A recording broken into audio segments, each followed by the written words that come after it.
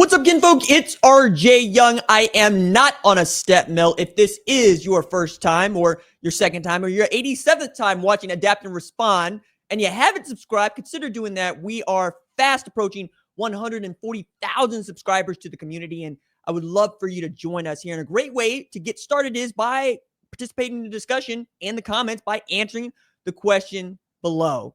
Do you believe that Oklahoma can run the table against what I believe is the toughest SEC schedule ever? I mean that. It is the toughest Southeastern Conference schedule for any team ever.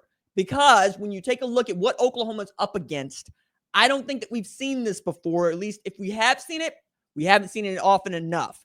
There was a lot of conversation when the AP Top 25 came out today, this is Sunday, that there were 11 teams among the top 25 teams that are ranked there.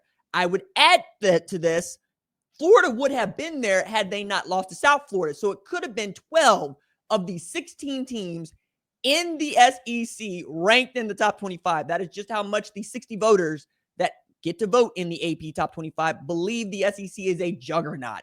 But at the top of this AP Top 25 are two Big Ten teams, Ohio State and Penn State, and not far behind, Oregon. I think two of those teams, Oregon and Ohio State, can win the national championship. Until Penn State beats a top 5 opponent, I'm not going to rank them inside the top 5.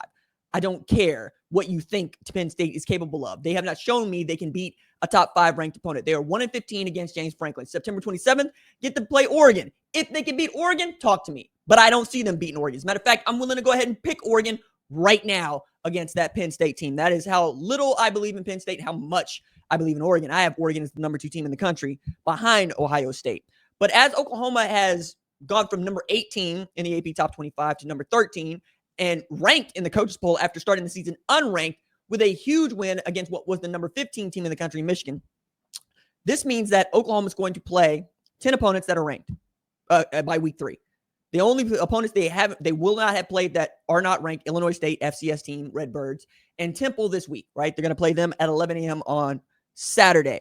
But when you take a look at this, I really had to think about it. Like I was not on a step mill today because I rode something like 63 miles or something because I need to clear my head. It's just one of those things. And as I was getting this together and thinking about what I was going to do this week and as far as content for the show, it dawned on me that it's Oklahoma. It's football time in Oklahoma, man. Like everybody uses the Stringer Bell meme. Everybody uses the Stringer Bell quote. So I don't want to use the Stringer Bell quote, but it does fit here when I say I want you to spread the word that we back up, because that's what it is. Oklahoma is back up. The price of brick going up, you know? A lot of this has to do with John Mateer, and Mateer Mania is about to come into vogue. Number one, he played outstanding. 340 total yards with 3 total touchdowns, right? 1 rushing, 2 passing. And then he played this game at night on ESPN, game of the week. Fowler, Herbstreit on it, night game, all of it, against a team that many people expected to compete in the Big Ten championship, Big Ten, and still might, with a phenomenal true freshman quarterback. And Bryce Underwood, who didn't even throw for, 100 yards in this game. Just Haynes played outstandingly, and that will be the straw stirring the drink for Michigan offensively. But then you start to think about what Oklahoma needed to do to win that game, and a lot of it had to do with John Mateer playing point guard. He was basically James Harden on the field. He was Steph Curry. If he wasn't the quarterback, we weren't going to pick up any offense. We couldn't run the ball with running backs, not really. Javante Barnes got loose a little bit. Torrey Blaylock got loose a little bit. Jay Knott didn't do anything. Special teams was absolutely atrocious. Isaiah Satanga needs to start hanging on to the football because that's the second best wide receiver that we got. But the second best receiver that Oklahoma has is a former linebacker in Jared Kinnick, and Deion Burks needs to stay healthy. All that, along with Ben Arbuckle, called one hell of a game, and so did Brent Venables. And now, starting September 20th, the gauntlet has been thrown on the ground. For those of y'all that are unfamiliar with the origin of this term, gauntlet is a glove. A glove used to be thrown at the feet of a man who was being challenged. You pick the glove up, we got to fight. Chip off the old block, or a chip on your shoulder, for which I have a tattoo, is you put a chip on your shoulder and you dare somebody to knock it off. They knocked it off. Y'all was fighting. Y'all was squabbing up. That's where these things come from, and that's where we're headed with Oklahoma. As I kid you not, September 20th, they'll play Auburn. Auburn today, number 24 team in the country. October 11th, that's Texas, number 7 team in the country. October 18th, that's at South Carolina. They're the number 11 team in the country. October 25th, that's versus number 17 Ole Miss. November 1st, at number 15 Tennessee, who gets Georgia, number 6 team in the country, this weekend. November 15th, at number 19 Alabama, who stumped the mudhole in Louisiana Monroe and walked it dry to prove a point after losing by 2 touchdowns to Florida State. November 22nd versus number 25 Missouri, which gave Kansas the what for and how now. And Bo Pribula looks like an absolute dude. So does Kevin Coleman. So does Ahmad Hardy. And then November 29th, the number 3 team in the country, the LSU Tigers, the Bayou Bengals, who expect to be great this year. To which I say, I guess it's going to be us bouncing around at the bottom of the mountain as my man at the mountain yelling, Kakarot! Fine. You want it? Goku said, I'm going to come bring it to you. You know what I'm saying? Or if you are a fan of Major League, ain't nothing else to do but win the whole damn thing. When you got this kind of a schedule in front of you, when you got this kind of a boss fight coming your way, ain't nothing to do but knuckle up, dog. Like, I'm giddy about this. I love these opportunities because, yeah, there is that chance that it just goes wildly bad. There's always that chance. There's always that chance. And I don't expect Oklahoma will be the favorite in most of these games. But I do believe there's an opportunity for glory here. And that's what sport is about. I say this as a man who was raised in Tulsa. I say this as a man who went to high school in Tulsa, who went to college in Tulsa, who went to grad school in Oklahoma, who is from the mud, from the red dirt right here. People don't talk well about this state. I got colleagues that ask me why I still live here. Colleagues that think I should live in LA or New York. Might be easier for my career. Probably would be. I managed to write 2 books right here. I managed to build this show right here.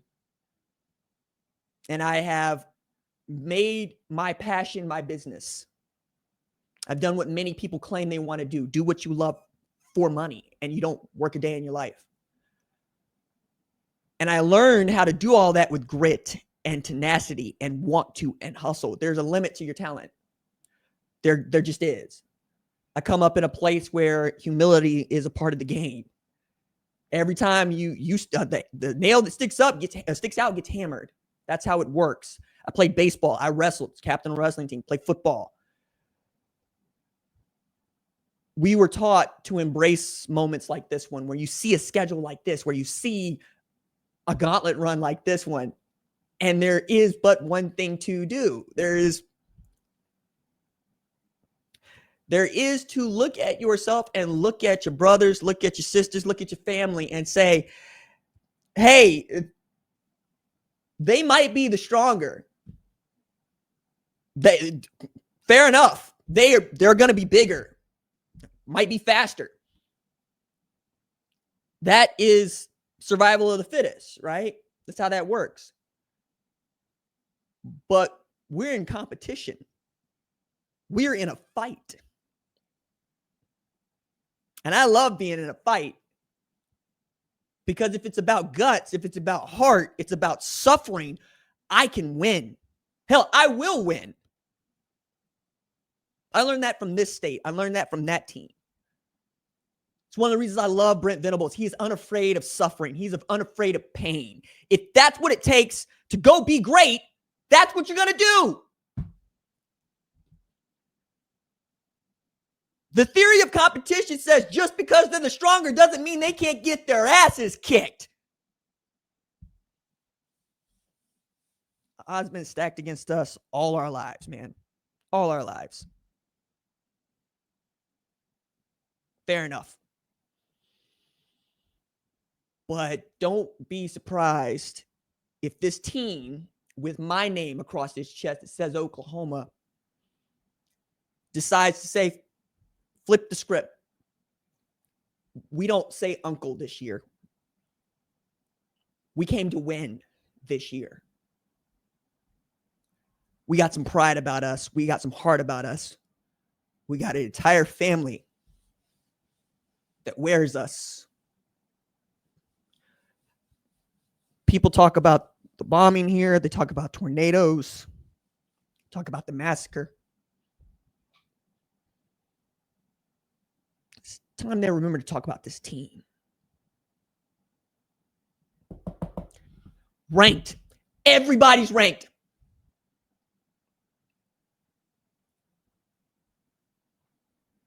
Go make history, fellas.